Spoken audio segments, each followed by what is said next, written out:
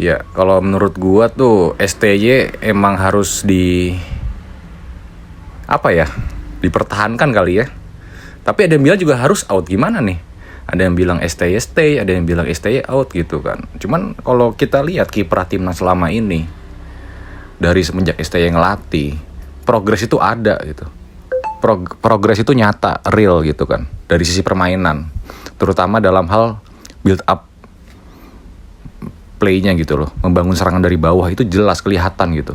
Ditambah juga STY ini mempunyai taktik yang bervariasi, gak monoton itu aja. Beda dengan pelatih kita, terutama pelatih lokal. Jika strategi itu berhasil, maka dia bakal menerapkan itu terus gitu loh, gak mau merubah itu. Tapi kalau STY ini ya beda lah, emang ini merupakan pelatih kelas dunia ya. Jadi kalau misal ada yang bilang STY out, STY nggak diperpanjang, itu merupakan suatu kekeliruan atau sesuatu kebodohan yang hakiki sih, karena ini sangat jelas gitu loh. Ditambah dengan berita yang paling hangat terbaru, STY ditawari untuk melatih timnas negara lain, tapi ini masih rahasia, kita masih belum tahu negara mana yang bakal dilatih STY. Tawaran dari negara mana kita masih belum tahu gitu, tapi yang jelas bukan negara dari Asia Tenggara, yang jelas itu. Ini kan menimbulkan banyak rumor, menimbulkan banyak asumsi kan dari netizen atau penikmat bola. Ada yang bilang ini akal-akalan PSSI memecat STY secara halus. Ada juga emang karena STY pengen mencoba tantangan di negara lain gitu. Tapi kalau kita melihat dari opini publik, ini bisa dibilang bahwa STY itu sebenarnya cinta sama timnas gitu. Jadi rasanya kayak gak masuk akal jika STY ini pengen meninggalkan timnas di saat timnas lagi berkembang, belum mencapai puncak performa, tiba-tiba STY meninggalkan. Itu kan sesuatu apa ya, ibarat kita bangun rumah baru setengah jadi tapi kita tinggalin gitu, kan gak masuk akal kan gitu loh. Jadi ya gak salah juga jika para penikmat bola, fans timnas, netizen yang suka nonton bola, apalagi nonton timnas, itu merasa bahwa STY ini dipecat secara halus gitu. Ya logikanya harusnya STY ini diperpanjang dari sekarang gitu kan. Desakan tuh nyata gitu loh, dari berbagai macam pihak, netizen, penikmat bola, fans, pandit, mereka semua sepakat, hampir mayoritas sepakat bahwa STY ini harus stay lama gitu loh. Termasuk legenda sepak bola nasional kita seperti Bambang Pamungkas, Budi Sudarsono, mereka sepakat, sangat jelas pernyataan mereka, STY harus stay gitu kan.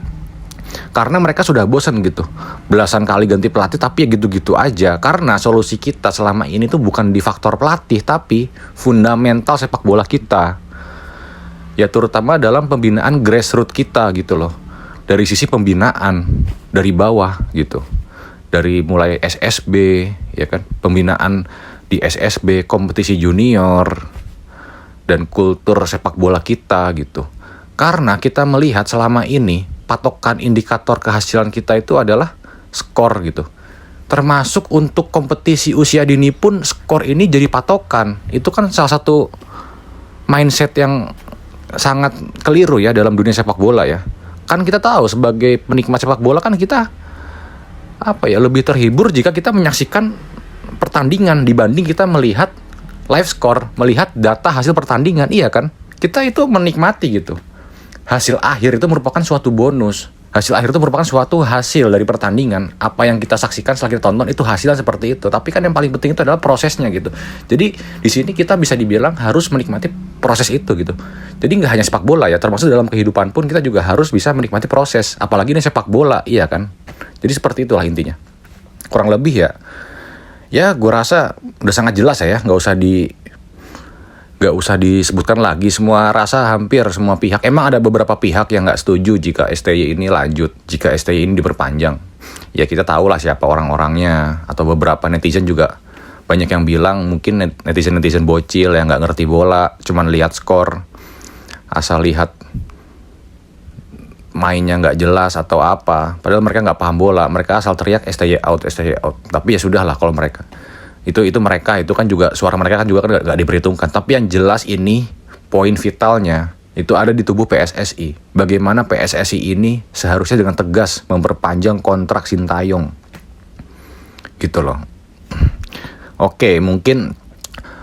Kalau misal jika timnas selama ini mainnya kayak dulu, dikit-dikit long ball, dikit-dikit bola panjang, dikit-dikit umpan lambung, umpan ke tribun penonton, umpan ke langit, umpan keluar stadion. Kita kan selama ini melihat permainan timnas tuh seperti itu kan. Umpan dari belakang, ujung-ujungnya kemana? Ke tribun, ujung-ujungnya ke tribun. Masa kita nggak bosan sih lihat gitu terus gitu loh? Ya kalau misalkan selama di bawah STY timnas mainnya kayak gitu, oke, gue setuju kalau STY harus dipecat gitu. Tapi kalau misalkan permainannya bagus, permainannya indah, alasan apa lagi buat dipecat? Emang STY pun juga ada kesalahan juga di beberapa laga, di beberapa momen emang terdapat beberapa kesalahan dari STY ya dalam soal pemilihan pemain. Seperti kita lihat kemarin pada 3 laga grup di Piala Asia yang baru saja kita saksikan pada minggu kemarin itu, contohnya adalah Sintayong tidak memainkan Patinama gitu kan. Itu salah satu contoh lah. Tapi ya udahlah gitu loh. Itu kan namanya juga manusia kan. Dan STY ini bukan Tuhan gitu. Tapi yang jelas progres secara keseluruhan ini nyata gitu, sangat real. Jadi alasan apa lagi STY ini harus out gitu kan. Nah, itu satu. Yang kedua, kalau menurut gua mungkin STY pun ada rasa pengen keluar, bisa jadi. Karena desakan-desakan dia, tuntutan dia terhadap PSSI nggak disegerakan gitu, nggak diwujudkan atau lambat gitu prosesnya. Mungkin saja seperti itu, mungkin STY gemes, mungkin STY udah kehilangan kesabaran gitu. Ya kemungkinan itu pasti ada gitu kan. Cuman kan kayaknya kemungkinan itu kan agak kecil gitu ya kalau kita lihat STY sekarang ya, bagaimana dia peduli sama timnas, bagaimana dia rela menangani 3 timnas sekaligus, timnas U20, timnas U23, ditambah dengan timnas senior gitu. Karena STY ini pengen membangun pondasi dari bawah gitu. Coba lihat pelatih-pelatih mana yang mau seperti itu. Itu kan membuktikan bahwa STY ini sangat serius, sangat fokus dalam membenahi sepak bola kita. Contoh lah, kita ambil Simon aja. Contohnya adalah Simon McManamy pada waktu dia ngelatih timnas. Di sini saya melihat bahwa Simon ini gimana ya? Dia pengennya cara cepet gitu. Dia manggil pemain-pemain senior, pemain-pemain yang umur 28 tahun ke atas. Kayak contohnya Spaso, yang terus Otavio Dutra, Osasaha, ya you name it lah. Maksudnya nama-nama itu gitu loh. Nama-nama pemain Liga 1 yang kita kenal gitu kan. Ya Lili Pali, semacamnya lah gitu. Ya mungkin alasannya wajar juga kenapa McManamy kan pengen apa seperti itu. Karena ya itu proses yang paling pragmatis gitu loh. Gak perlu ribet-ribet. Kita ambil pemain jadi, udah siap tanding ya kan. Tapi ya balik lagi, kualitas liga kita, pemain kita ya begitu gitu loh. Dan emang kalaupun kita mau berani mengambil resiko dengan memainkan pemain muda seperti STY, pasti banyak pengorbanan, dibutuhkan banyak energi, dibutuhkan banyak waktu, dibutuhkan banyak pemikiran gitu untuk membenahinya. Karena namanya pemain muda itu pasti butuh banyak polesan, butuh banyak bimbingan, butuh banyak treatment.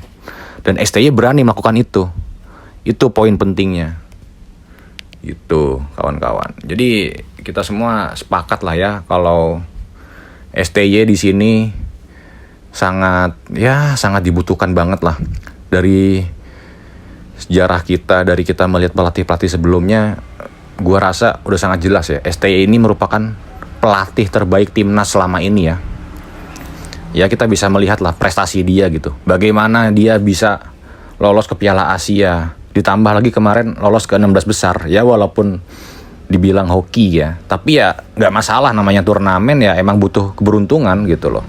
Ya balik lagi, keberuntungan tuh gak bakal terjadi kalau gak ada persiapan. Kalau gak ada amunisi, kalau gak punya value. Dan kemarin timnas punya value, itu punya poin 3 poin. Seandainya timnas gak punya 3 poin, gak mungkin kita mendapatkan keberuntungan itu. Ya percuma Kyrgyzstan lawan Oman seri 1-1 sama, tapi kita poinnya 1 apa 0. Ya apa boleh buat gitu kan. Ya itu kan bukti nyata bahwa STY ini sangat luar biasa gitu, sangat kompeten gitu. Udah gak usah diragukan lagi pengalamannya di Piala Dunia waktu ngelatih Korsel, bagaimana dia bisa mengalahkan Jerman gitu kan. Ya emang walaupun kita dengar dari beberapa media ya, kalau Sintayong di Korsel pun emang banyak dihujat juga ya sama fansnya gitu.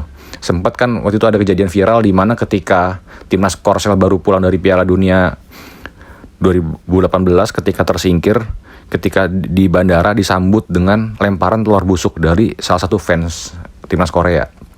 Ya itu, ya gue, ya udahlah, itu kan di Korea gitu kan, di Korsel gitu, seperti itu gitu. Tapi di timnas ya beda gitu kan. Ya jelas beda lah. Ya kenapa ya? Karena ini timnas gitu. Beda sama Korsel. Kalau Korsel kan sangat jelas tuntutannya sangat tinggi gitu. Selevel Korea Selatan ya kan.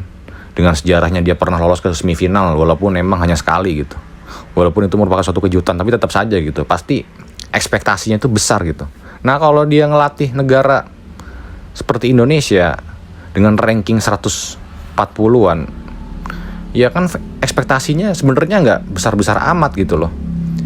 Ya paling ekspektasinya hanya sebatas juara Piala AFF, lolos Piala Asia. Itu kan sesuatu yang sangat realistis dan terbukti.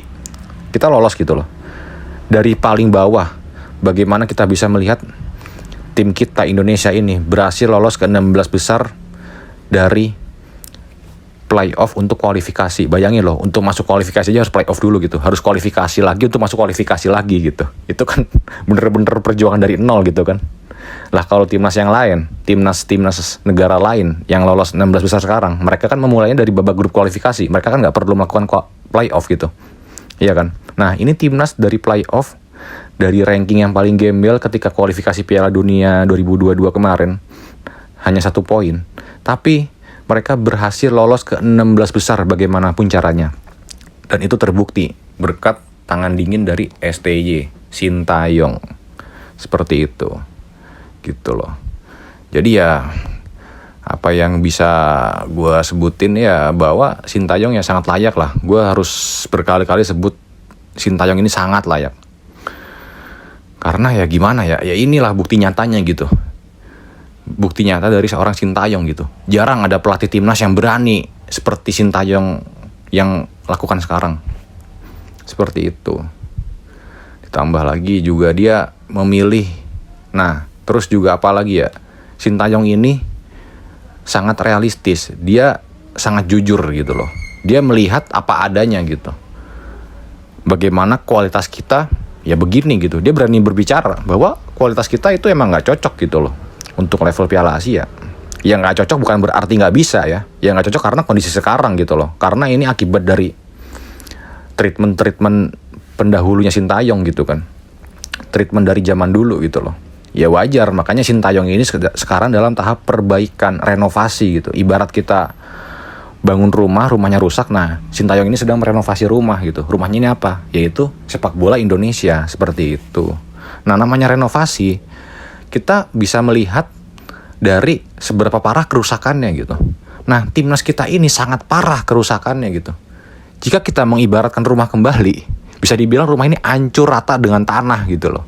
Ya masih ada lah sisa-sisa tembok, puing-puing. Tapi kan balik lagi, namanya renovasi, bangunan seperti itu ya butuh waktu, butuh proses, butuh energi, butuh pengorbanan yang sangat luar biasa gitu.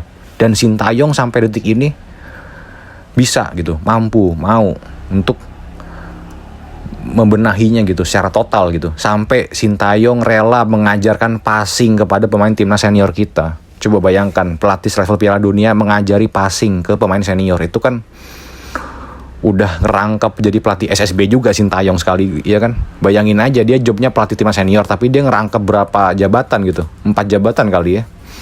U20, U23, senior, SSB yang keempat. Bayangin aja, ngajarin passing itu tuh porsi dasar, latihan dasar itu tuh harusnya dipelajari sama anak-anak umur 6 tahun, 8 tahun, 9 tahun, 13 tahun. Dan Sintayong mengajari pemain senior gitu loh. Berarti kan, kenapa coba? Itu satu. Nah ini gue pengen ngomongin sedikit ya cerita lah ya, yang gue denger dari salah satu selebriti tanah air ya, Vincent Rompis. Waktu itu gue nonton YouTube-nya dia di Vindes. Dia pernah cerita ketika dia nonton anaknya waktu di SSB pertandingan junior, itu Vincent ini melihat orang tua lawannya, orang tua temennya anak-anaknya ini sangat fanatik gitu loh, sangat fanatik terhadap skor. Sampai dari yang Vincent bilang, orang tuanya ini sampai berantem sama wasit di lapangan.